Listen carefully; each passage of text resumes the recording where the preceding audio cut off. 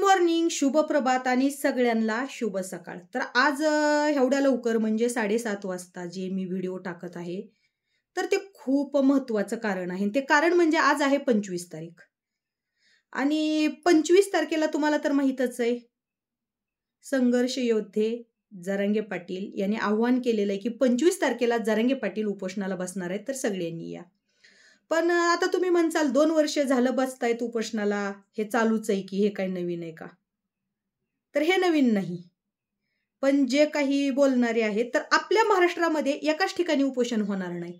तर दुसऱ्या ठिकाणी एक जरांगे पाटील जी उपोषण करतात, त्यांना वेळोवेळी विरोध करणारे, जरांगे पाटलांना बदनाम करणारे काही लोक आहेत, त्यांचं पण उपोषण होणार आहे बरं का. तुम्हाला माहीत नसलं तर सांगते. कारण मागील काही व्हिडिओमध्ये त्यांनीही आव्हान केलं होतं, की मी पण स्वतः उपोषणाला बसणार आहे.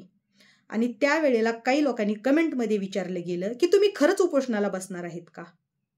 तेव्हा त्यांनी सांगितलं, हो नक्कीच. यावेळेस 25 तारखेला माझंही उपोषण असणार आहे आणि मीही उपोषणाला बसणारच आहे.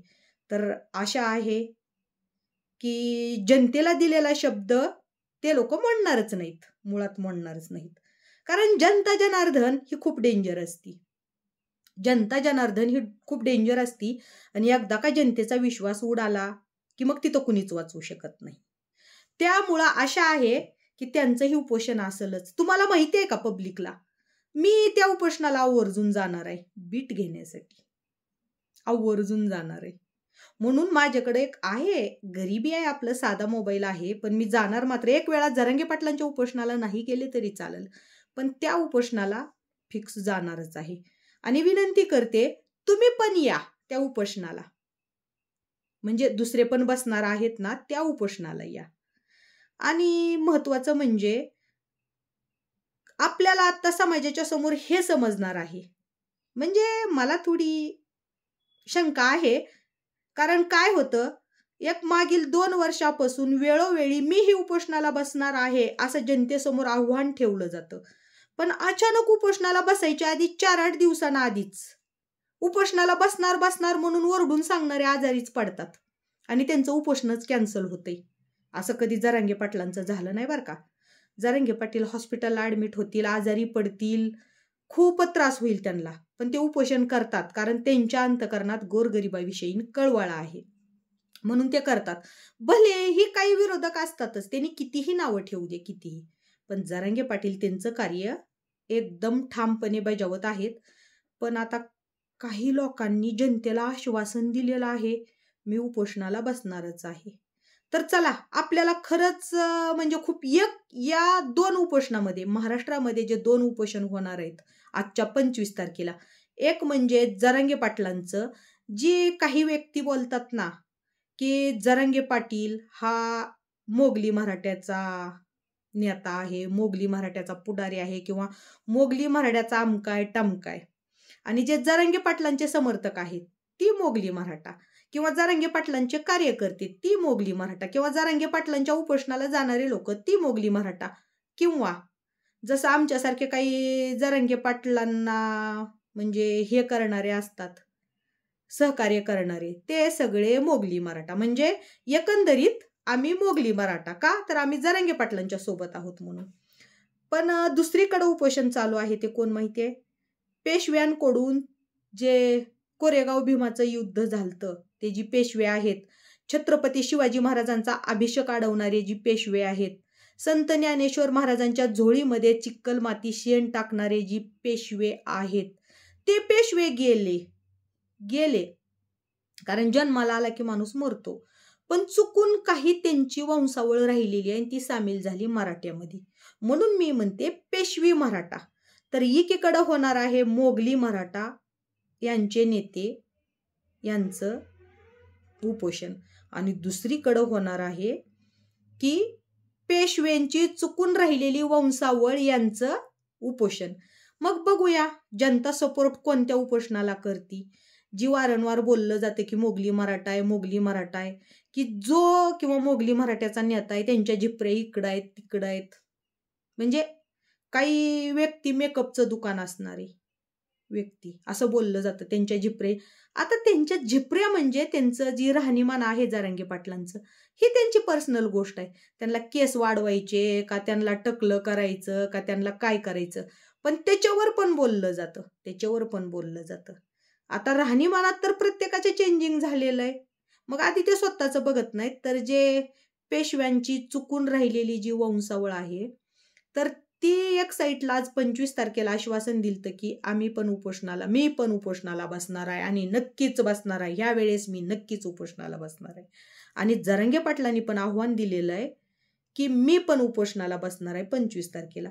तर मग आपल्याला हेच बघायचंय की जी आता पेशवाई मराठा आहे ती वारंवार जरांगे पाटलांच्या विरोधात बोलणारा आहे, वारंवार जरांगे पाटलांना ट्रोल करणारा आहे. जरांगे पाटील सहज, मी काय म्हणते, थोडं जरी ही झालं की लगेच त्याविषयी घेऊन बोलणारा जो आहे उपोषणाला बसणारी व्यक्ती.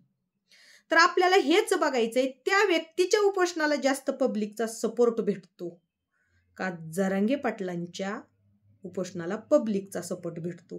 पण मी एक मात्र आज नक्कीच सांगन, ज्या व्यक्तीनं आश्वासन दिलंय ना की मी नक्कीच 25 तारखेला उपोषणाला बसणार आहे, तो जर व्यक्ती आज उपोषणाला नाही बसला तर मग मात्र एवढं सिद्ध होतं की त्या व्यक्तीच्या बुडामध्ये दम नाही. फक्त आपल्या स्वार्थासाठी, व्ह्यूजसाठी जनतेची दिशाभूल केली जाते, आश्वासनं दिले जातात, जनतेला भरकं उठलं जाते. कारण जरांगे पाटील शब्द देतात आणि करतात, शब्द देतात आणि ते कुणासाठी, तर गोरगरीब मराठा समाजासाठी म्हणा किंवा सगळ्याच 18 पगडच्या ज्या जाती आहेत गोरगरीब, त्या जातीसाठी छत्रपती शिवाजी महाराजांच्या विचारानं चालणारे हे जरांगे पाटील आहेत. आणि राहिला प्रश्न की जरांगे पाटील शिवीगाळ करतात, मला सांगा आपल्या कुटुंबांमध्ये सुद्धा आपले वडील पण आपल्याकडून एखादी चुकी झालीस आपल्याला शिवी देत नाहीत का? अहो, मराठी भाषा ही मराठी भाषा आहे, महाराष्ट्र आहे. आणि ह्या महाराष्ट्रामध्ये बोलताना म्हणजे एक जी ही असतं ना पद्धत, ती पद्धत असती. प्रत्येक तालुक्या जिल्ह्याची ही भाषा बदल आहे. आणि ATM गुरु हे चॅनल आहे, मगर सरांनी खूप सुंदररित्या शिवीगाळ जरांगे पाटलांनी जी देतात त्यावर एक विश्लेषण दिलेलं आहे भाषेवर, आवर्जून जाऊन बघा.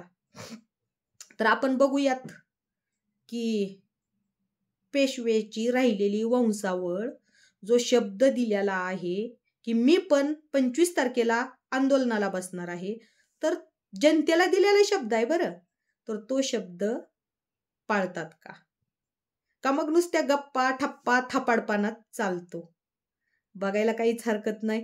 आणि बघू कुणीकडल्या उपोषण चांगलं. आणि जर आज तो पेशवाई जी आहे ती जर नाही उपोषणाला बसली तर मग मात्र जनतेच्या नजरेतून कुठंतरी उतरणार. आणि मी एक जनतेला विनंती करते की तुम्हाला कमेंटमध्ये प्रश्न विचारायचा अधिकार असतो बरं का, प्रत्येकाला. बसणार होते तू उपोषणाला, काय झालं, आणि यावरून तुम्ही सत्य जाणून घ्या. कारण संतोष भैया देशमुख यांच्या हत्येवर खूप वेळा बोललं गेलं जरांगे पाटील राजकारण करतात, जरांगे पाटील असे आहेत, त्यांना हत्येशी काही घेणं देणं नाही.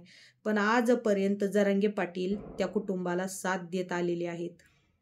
आणि परवा त्यांची कालच्या ह्याच्यात त्यांची मुलगी पण रडत होती की आम्हाला तुमचा खूप मोठा आधार आहे.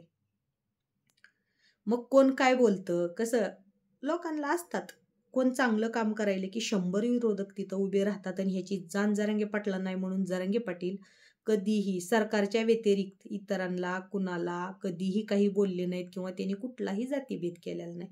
वेळोनवेळी त्या आरक्षणासाठी किंवा कुठं अन्याय होत असेल तर यासाठी फक्त आणि फक्त सरकारला बोललेत. आणि सरकारला बोलायचा अधिकार ही जरांगे पाटलांनाच नाही तर तुमच्या आमच्या सगळ्याच सामान्य माणसांना आहे. कारण आपण सरकारला मतदान देऊन निवडून का दिलेलं असतं, तर सरकारनं कुठंतरी आपलं रक्षण करावं, आपले प्रॉब्लेम सॉल्व्ह करावे, आपल्यावर येणारे संकट आहेत ते दूर करण्याचा प्रयत्न करावा, ह्यासाठी आपण सरकारला उभं केलेलं असतं. मग त्यामुळं सरकारला मागणं, हक्कानं मागणं, किंवा जर हक्कानं नसेल मिळेल तर संघर्ष करून मागणं, हे पब्लिकचं, पाटलांचं काम आहे. तर चला, तुम्हाला ही आशा असेलच की बघू कुणीकडल्या उपोषणाला जास्त गर्दी होती. पण मला नाही वाटत बरं का की इकडचं उपोषण होईल. कारण ह्या 2 वर्षात आत्तापर्यंत मी उपोषण करणार हे आश्वासन जनतेला खूप वेळा दिलं गेलं, पण उपोषण मात्र काही केलं नाही. प्रत्येक वेळा आश्वासन द्यायचं आणि 15 दिवसात सांगायचं माझी तब्येत बिघडली, मी आजारी आहे म्हणून करत नाही, मी असं झालं म्हणून करत नाही. कारण जनतेसाठी संघर्ष करणं आणि स्वतःसाठी संघर्ष करणं यामध्ये खूप मोठा फरक असतो. कारण प्रत्येकजण स्वतःसाठी संघर्ष करतो, पण जनतेसाठी संघर्ष करणारे खूप कमी असतात. आणि आत्ता जे जरांगे पाटील करत आहेत ते जनतेसाठी संघर्ष करत आहेत. तर परत एकदा सगळ्यांना विनंती करते की आवर्जून वेळ असेल त्यांनी उपोषणाला या, सपोर्ट करा आणि सपोर्ट राहू द्या. आणि तुमचं यावर काय मत आहे ते सांगा. आणि पुढचा मी व्हिडिओ जो टाकणार आहे तो व्हिडिओ पण खूप महत्त्वाचा आहे लाडक्या बहिणीविषयीचा. तर चला भेटूया पुढच्या व्हिडिओत.